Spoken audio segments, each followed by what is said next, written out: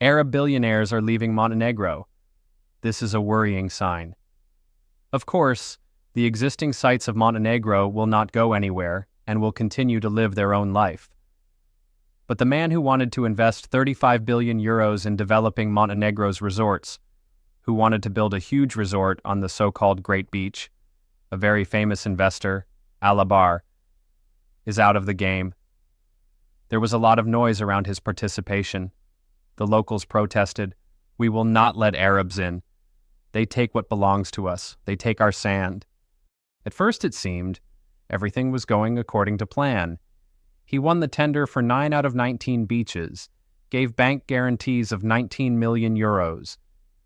This was just a drop in the ocean compared to the 35 billion he was ready to invest. The start date was set, equipment was prepared, but he changed his mind. Maybe corruption in Montenegro was not as fun as he expected, or maybe the local officials decided they wanted a bigger piece of the pie too. The investor is packing his bags. The client, passing by the Christmas tree, suddenly ends up in my hands. Now it's just a matter of technique. But the whole story is shame and disgrace. This will hit the country's investment image hard. It was not just about money, but about a man who built an elite district in Belgrade, the whole area by the waterfront in the Serbian capital.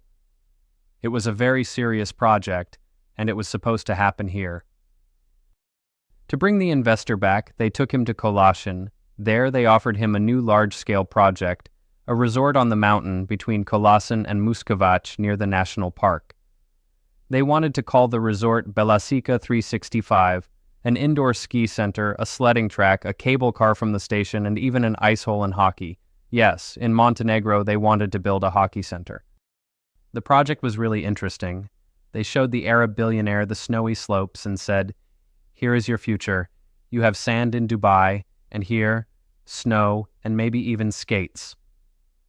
Alabar thought about it, but the behavior of the Montenegrin officials reminded him of 3 girls, where the oldest cannot get married for a long time and shouts, "Dad, call everyone. Let them watch. The groom is already leaving." Was it really that hard to accept the investment and finally turn the beaches of Olszynj into a real resort?